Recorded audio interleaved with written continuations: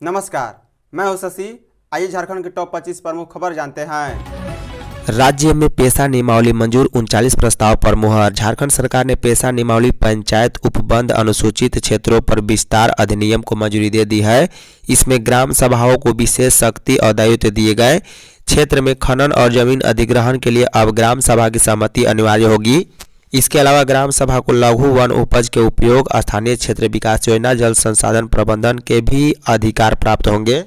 मुख्यमंत्री हेमंत सोरेन की अध्यक्षता में मंगलवार को हुई कैबिनेट की बैठक में इसे मंजूरी दे दी गई। कैबिनेट की बैठक में कुल 39 प्रस्ताव पर स्वीकृति की मुहर लगी है। बता दें, पंचायती राज सचिव मनोज कुमार ने कैबिनेट की बैठक के बाद कहा है कि नियमों को अधिसूचित किए जाने के बाद इसे लागू किया जाएगा। पेशा अधिनियम के प्रावधानों और ग्राम सभा को शक्तियां प्रदान करने वाले अन्य अधिनियमों के कुछ अन्य अनुच्छेदों के अनुरूप तैयार किया गया है। मसौदा नियमों में ग्राम सभाओं के परिसीमन का प्रावधान भी शामिल किया गया, जिसे जिला प्रशासन द्वारा अधिसूचित किया जाएगा। अधिसूचित जिलों में भी पंचायती राज चुनाव पर पेशा नियमों का सीधा प्रभाव नहीं पड़ेगा। उन्होंने कहा है कि झारखंड पंचायती राज अधिनियम 2001 के प्रावधान पहले से ही पेशा के अनुरूप है, इसलिए वास्तव में नए नियमों का त्रिस्तरीय पंचायत चुनाव पर कोई प्रभाव नहीं पड़ेगा। झारखंड के 16,775 आंगनवाड़ी में लगेगा वाटर हार्वेस्टिंग। झारखंड में भूगर्भ जलस्तर दुरुस्त करने के लिए सरकार ने एक बड़ी पहल की है। अब राज्य के आंगनवाड़ी केंद्रों के भवनों में रेन वाटर हार्वेस्टिंग सिस्टम लगेंगे। इसके लिए यहाँ पीट का निर्माण कराया जाएगा। फिलहाल इसके लिए रांची जिले के 600 समेत राज्य के 16,775 आंगनवाड़ी केंद्रों का चयन किया गया है। बता दें कि राज्य में कुल 38,798 आंगनवाड़ी केंद्र हैं। इनमें अभी कई किराए के मकान पर भी चल रहे हैं। सिस्टम लगाने के लिए जिन केंद्रों का चयन हुआ है उनमें 25 करोड़ से अधिक का खर्च अनुमानित है। इसके लिए विभाग ने सरकार को प्रस्ताव भेजा है। पूर्वी सिंहभूम समेत कई जिलों में इसे लगाने की प्रक्रिया शुरू कर दी गई है। विशेषज्ञों के अनुसार आंगनवाड़ी केंद्र में रेन वाटर हार्वेस्टिंग अच्छी पहल है। इससे भूजल स्तर में सुधार होगा। राज्य के किसानों की आय में वृद्धि योजना की सफलता का पैमाना। मंत्री राज्य के कृषि पशुपालन एवं सहकारिता मंत्री शिल्पी नेहातिकी ने कहा है कि किसानों की आय में बढ़ोतरी ही सरकार का लक्ष्य है। आय में बढ़ोतरी से ही सरकार की योजना का आकलन होगा। आय में बढ़ोतरी ही योजना की सफलता का पैमाना होगा। मंत्री शिल्पी नेहातिकी धुरवा स्थित शालीमार मत्स्य किसान प्रशिक्षण केंद्र में मत्स्यिकी विषयक कार्यशाला सह संगोष्ठी को बतौर मुख्य अतिथि संबोधित कर रही थी। मंत्री ने कहा कि सरकार ने इस बार राज्य में 260 वेद व्यास आवास योजना का लक्ष्य निर्धारित किया है। चिन्हित लाभुकों के बीच योजना का वितरण शुरू कर दिया गया। मौके पर 540 लाभुकों के बीच 964.37 लाख रुपए की परिसंपत्ति का भी वितरण किया गया, जिसमें pickup van, ice box, cage house और मोटर चलित नाव, गिल नेट सहित अन्य योजनाएं शामिल है। झारखंड मौसम आज से कुहासा कम। राजधानी समेत झारखंड के अधिकांश जिलों में बुधवार से कुहासा कम होने की संभावना व्यक्त की गई है, लेकिन राज्य के उत्तर पूर्वी स्थित संताल और दक्षिणी पूर्वी स्थित कोल्हान के सभी जिलों में घना कुहासा छाने की चेतावनी जारी की गई। पलामू, उत्तरी और दक्षिणी छोटानागपुर प्रमंडल में कुहासा कम होने से न्यूनतम तापमान में 2 से 3 डिग्री की कमी आ सकती है। रांची का अधिकतम तापमान 23.2 और न्यूनतम 9.5 डिग्री दर्ज किया गया, जबकि लोहरदगा में ठंड सबसे अधिक रही है। यहाँ का पारा 5.4 डिग्री दर्ज किया गया। कांकेर क्षेत्र में पिछले 24 घंटे के दौरान मौसम ठंडा रहा है। मंगलवार को अधिकतम तापमान 21.4 सेल्सियस दर्ज किया गया, जबकि न्यूनतम 4.5 रहा। वहीं हवा की गति 2.6 किलोमीटर प्रति घंटा रिकॉर्ड की गई। मौसम विभाग के वैज्ञानी रमेश कुमार के अनुसार न्यूनतम तापमान अभी ठंड रहेगा और शीतलहर बढ़ेगी। निकाय चुनाव मार्च में बैलेट पेपर से होगी वोटिंग। राज्य निर्वाचन आयोग नगर निकाय चुनाव को लेकर तैयारी तेज कर दी है। इसके तहत आयोग ने निकाय चुनाव को लेकर सभी जिलों में निर्वाचित तथा सहायक निर्वाचित पदाधिकारियों की नियुक्ति कर दी है। आयोग ने एसडीओ, बीडीओ, सीओ एवं अन्य पदाधिकारियों को निर्वाची व सहायक निर्वाचित पदाधिकारी के रूप में नामित करते हुए सूचित कर दी। अब आयोग में इन अधिकारियों को निकाय चुनाव से संबंधित प्रशिक्षण प्रदान किया जाएगा। बता दें, आयोग ने प्रत्येक जिला में नगरपालिका आम निर्वाचन 2026 को लेकर इन पदाधिकारियों के रूप में नाम निर्दिष्ट करते हुए अधिसूचित किया है। संबंधित जिलों को उपायुक्त सह जिला निर्वाचन पदाधिकारी की अनुशंसा पर पदाधिकारियों को निर्वाचित तथा सहायक निर्वाची पदाधिकारी के रूप में नामित किया गया। इधर निकाय चुनाव को लेकर जिलों में वार्ड आरक्षण की प्रक्रिया लगभग पूरी हो चुकी है। बताते चले कि आयोग मार्च माह में निकाय चुनाव तैयारी में है। निर्वाची एवं सहायक निर्वाची पदाधिकारी के प्रशिक्षण तथा जिले में सारी आवश्यक तैयारियां पूरी होने के बाद चुनाव की घोषणा हो सकती है। राज्य कर्मियों को मिलेगा 1 करोड़ का दुर्घटना बीमा। झारखंड मंत्रालय में मुख्यमंत्री हेमंत सोरेन की उपस्थिति में मंगलवार को राज्य सरकार तथा बैंक ऑफ इंडिया के बीच राज्य कर्मियों को वेतन व पेंशन खाता पैकेज को लेकर मेमोरेंडम ऑफ अंडरस्टैंडिंग MOU पर हस्ताक्षर हुआ है।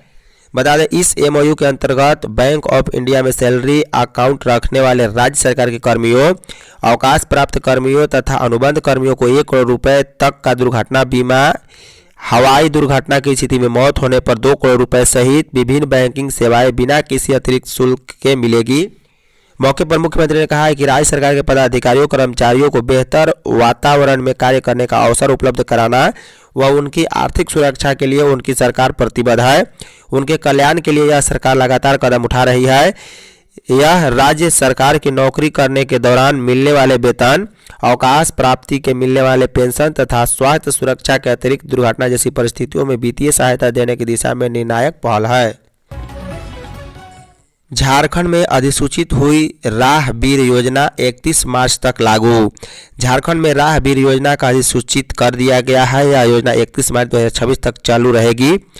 इसका उद्देश्य आपातकालीन स्थिति में सड़क दुर्घटना में पीड़ितों की मदद के लिए आम जनता को प्रेरित करना, निर्दोष लोगों की जान बचाने के लिए दूसरों को प्रेरित व प्रोत्साहित करना है। बता दें, कोई भी व्यक्ति जिसने मोटर वाहन से जुड़ी किसी गंभीर सड़क दुर्घटना के पीड़ित को दुर्घटना के गोल्डन आवर यानी दुर्घटना के 1 घंटे के भीतर तत्काल सहायता कर चिकित्सा उपचार प्रदान करने के लिए अस्पताल पहुंचाकर जान बचाता है तो उसे राहगीर योजना का लाभ मिलेगा।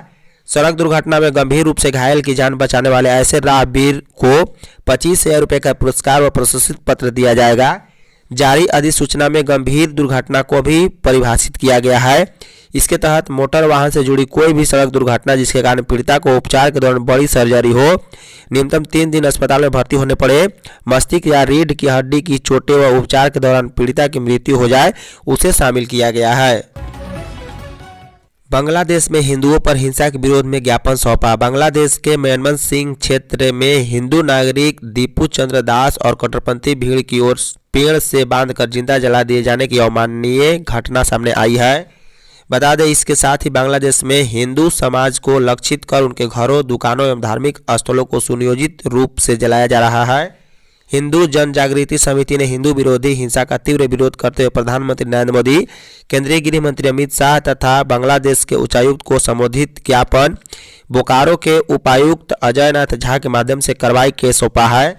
ज्ञापन में भारत सरकार से मांग की गई कि बांग्लादेश में सतत जारी हिंदू विरोधी हिंसा को रोकने के लिए उस पर आर्थिक, व्यापारिक एवं राजनीतिक प्रतिबंध लगाए जाए। साथ ही बांग्लादेश में सक्रिय आतंकवादी एवं कट्टरपंथी गुटों के विरुद्ध कठोर सैन्य कार्रवाई की मांग उठाई गई है। भाजपा के सदन से सड़क तक संघर्ष की जीत, बाबूलाल मरांडी। भाजपा प्रदेश अध्यक्ष और नेता प्रतिपक्ष बाबूलाल मरांडी ने कैबिनेट से पारित पेशा नियमावली पर प्रतिक्रिया देते हुए कहा है कि झारखंड कैबिनेट की ओर से पारित पेशा नियमावली का भारतीय जनता पार्टी स्वागत करती है। यह भाजपा के लंबे संघर्ष और दबाव का परिणाम है। भाजपा और एनडीए ने लगातार सड़क से सदन तक इसके लिए आवाज बुलंद किया।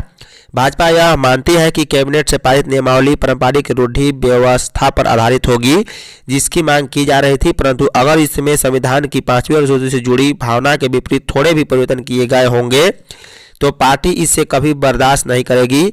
पार्टी राज्यपाल से भी इस संदर्भ में ध्यान आकृष्ट कराएगी ताकि कानून बनाने से पहले यह पारंपरिक रूढ़ि व्यवस्था का आधार सुनिश्चित हो। रामगढ़ में प्राइम हॉस्पिटल में ऑपरेशन के दौरान महिला की मौत पर हंगामा। रामगढ़ शहर के कैथा गांव स्थित प्राइम हॉस्पिटल में मंगलवार को इलाज के दौरान एक महिला की मौत हो गई है। इस घटना के विरोध में परिजनों ने जमकर हंगामा किया। मृतकों के परिजनों ने अस्पताल में तोड़फोड़ भी की है। साथ ही चिकित्सकों पर भी गलत इलाज करने का आरोप लगाया। जानकारी के अनुसार कुजुओपी क्षेत्र के बोगाबार सांडी निवासी सरिता देवी को सोमवार की शाम प्राइम हॉस्पिटल में भर्ती कराया गया था। सरिता देवी को गोल्ड ब्लाडर में पथरी होने की शिकायत थी। इसी वजह से उसे लगातार पेट में दर्द रह रहा था। परिजनों ने ऑपरेशन के लिए सरिता देवी को अस्पताल में भर्ती कराया। ऑपरेशन के दौरान ही सरिता देवी की मौत हो गई। इसके बाद परिजनों ने जमकर हंगामा किया। बता दें, सरिता देवी की मौत के बाद परिजनों ने जमकर हंगामा किया। प्राइम हॉस्पिटल के ऑपरेशन थिएटर और आईसीयू में जमकर तोड़फोड़ की है। इसके बाद बाहर रखी कुर्सियां को भी परिजनों ने तोड़ डाला है। समाज के अंतिम पंक्ति के व्यक्ति को करना है सशक्त। मुख्यमंत्री हेमंत सोरेन ने कहा है कि राज्य सरकार के पदाधिकारियों कर्मियों को बेहतर वातावरण में कार्य करने का अवसर उपलब्ध कराना और उनकी आर्थिक सुरक्षा के लिए हमारी सरकार पूरी तरह प्रतिबद्ध है।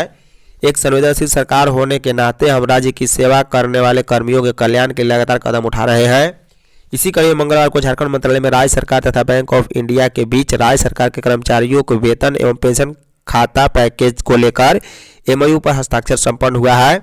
यह कर्मियों के लिए खूबसूरत पल है। यह राज्य सरकार की नौकरी करने के दरमियान मिलने वाले तनख्वाह, अवकाश प्राप्ति के मिलने वाला पेंशन तथा स्वास्थ्य सुरक्षा के अतिरिक्त दुर्घटना जैसी परिस्थितियों में वित्तीय सहायता देने की दिशा में निर्णायक पहल है। मुख्यमंत्री ने कहा है कि समाज के अंतिम पंक्ति में बैठा व्यक्ति सामाजिक, आर्थिक, शैक्षणिक रूप से सशक्त एवं मजबूत बने, इसी सोच और परिकल्पना के साथ सरकार कार्य कर रही है। नए साल की शुभकामनाओं संग हेमंत सोरेन ने गिनाई सरकार की योजनाएं। मुख्यमंत्री हेमंत सोरेन ने पेशा अधिनियम के क्रियान्वयन को लेकर राज्य सरकार की पहल की जानकारी दी। उन्होंने कहा है कि पेशा अधिनियम को जिस तरह से लागू किया जाना है उसके लिए राज्य सरकार ने नियमावली तैयार की है। इस नियमावली को व्यापक विमर्श और विभिन्न विभागों के साथ गहन मंथन के बाद अंतिम रूप दिया गया। सोरेन मंगलवार को झारखंड मंत्रालय परिसर में पत्रकारों से बातचीत कर रहे थे। मुख्यमंत्री ने बताया है कि यह नियमावली अब राज्य की जनता को समर्पित की जा रही है और इसे पूरे राज्य में विशेष रूप से अनुसूचित क्षेत्रों में प्रभावी तरीके से लागू किया जाएगा। उन्होंने कहा है कि जमीनी स्तर पर इसका बेहतर क्रियान्वयन सुनिश्चित करने के लिए सभी पहलुओं का विशेष ध्यान रखा जाएगा। मुख्यमंत्री ने यह भी बताया है कि राज्य सरकार ने बैंक ऑफ इंडिया के सहयोग से कर्मचारियों और पेंशनधारियों की आर्थिक सुरक्षा के लिए एक महत्वपूर्ण समझौता ज्ञापन पर हस्ताक्षर किए हैं। धन्यवाद।